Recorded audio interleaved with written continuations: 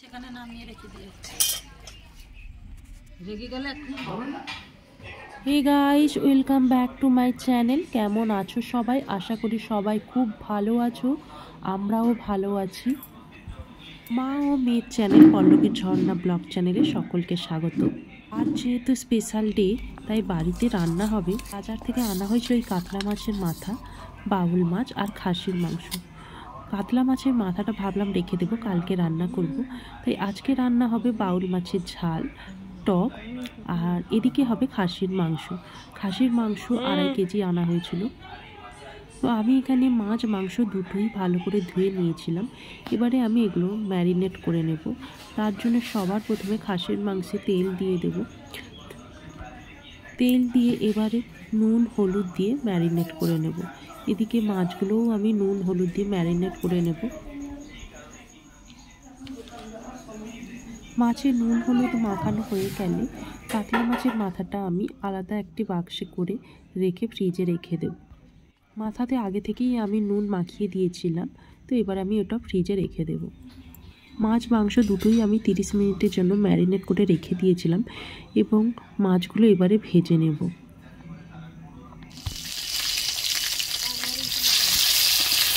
তো মাছ ভাজা আমি বসিয়ে দিয়েছি। এইভাবে একে একে সব মাছগুলো ভেজে নেব এবং মাছ ভাজা হয়ে গেলে আমি মাছের ঝাল ও টকের জন্য বসিয়ে দেব।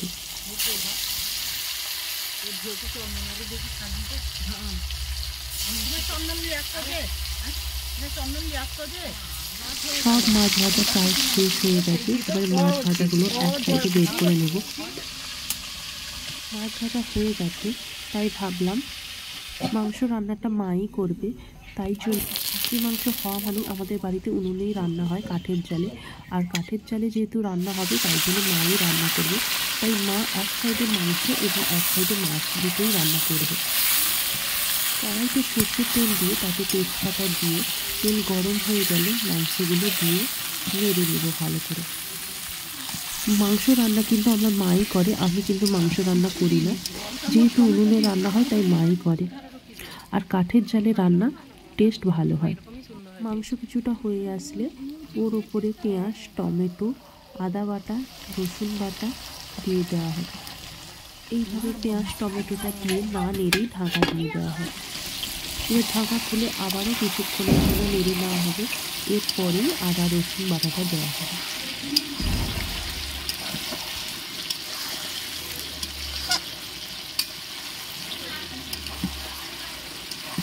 এদিকে মাংস হতে হতে এদিকে কুমড়োর চপ ভাজা হচ্ছিল।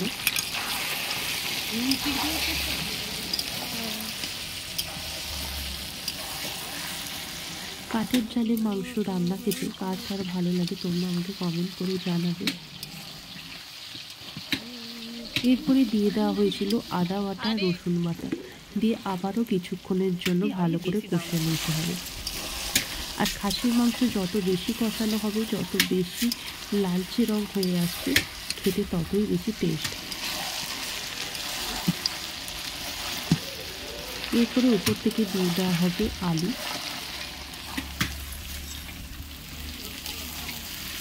খাসির মাংস আর বিরিয়ানি এই দুটোর আলু খেতে আমার ভীষণই পছন্দ হয়। তোমরা কে কে পছন্দ করো আলু খেতে আমাকে কমেন্ট করে জানাবে। এরপরে উপর থেকে দিয়ে দেওয়া হয়েছিল লঙ্কার গুঁড়ো, হলুদের গুঁড়ো, সামান্য পরিমাণে চিনি।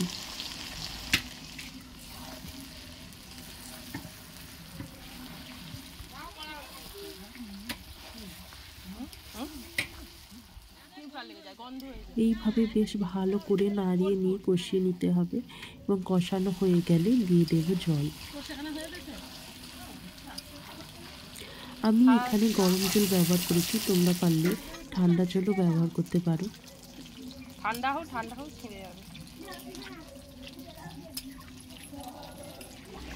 এইভাবেই 15-20 মিনিট ফুটিয়ে নেব। ফুটিয়ে নিলে নামিয়ে নেব তরকারি। এদিকে মাংস হতে হতে মা এপাশে মাছের ঝোল বসিয়ে দিয়েছিল। তো এদিকে মাংসও হয়ে এসেছে এবং মাছের ঝালও হয়ে গেছে।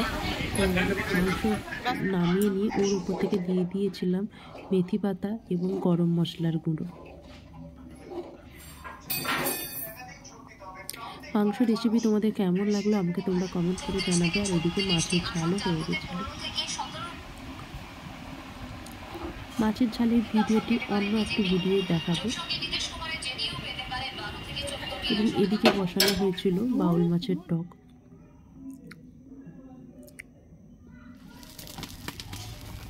টক হয়ে গেলে সব শেষে বসানো হয়েছিল পায়েস।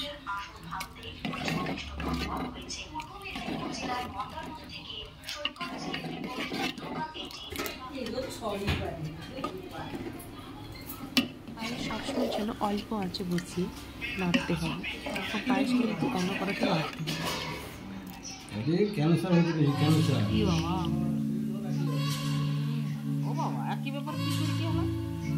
বলেছিলাম আজকে স্পেশাল ডে, তো স্পেশাল ডে যেটি হলো সেটি হলো আজকে পড়ুয়া অষ্টমী।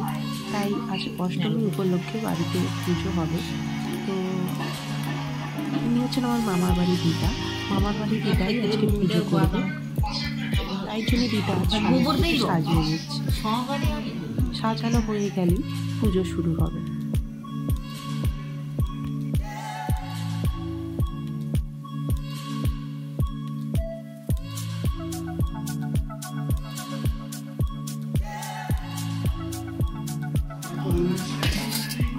থালা সাজানো হয়ে গেছে, এবারে পুজো শুরু হবে। তার জন্য এদিকে দিদা ফলও কেটে রেখে দিয়েছিল।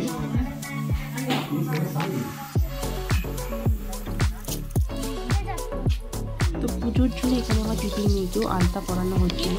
ও যেহেতু আমার দিদির প্রথম সন্তান, তাই এখানে পুজো হবে। তো এখানে সবার প্রথমে মনসা গাছে পুজো করে তারপরেই পুজো শুরু।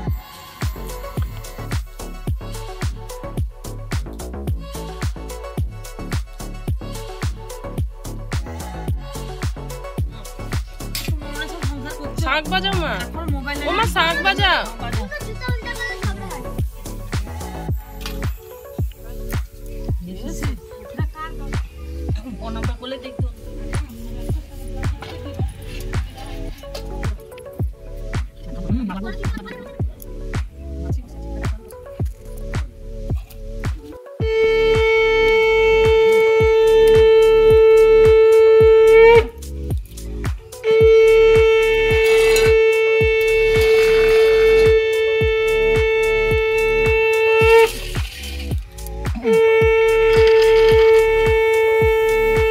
দিদার মনসা গাছে পুজো করানো হয়ে গেছে। এবারে দিদা আমার দিদি এবং দিদির মেয়েকে পুজো করবে এবং মাকেও পুজো করবে। তো সবার প্রথমে দিদির মেয়েকে গলায় মালা পরিয়ে দিচ্ছিল এবং কপালে সিঁদুর দিচ্ছিল। এরপরে আমার দিদিকেও সিঁদুর দিচ্ছিল। দিদা মাকেও সিঁদুর লাগাচ্ছিল। আমাদের ফ্যামিলির সবাইকে কেমন লাগলো আমাকে তোমরা কমেন্ট করে জানাবে। আমার মা, দিদি, দিদির মেয়ে, দিদা এদের সকলকে দেখে কেমন লাগলো আমাকে কমেন্ট করে জানাবে।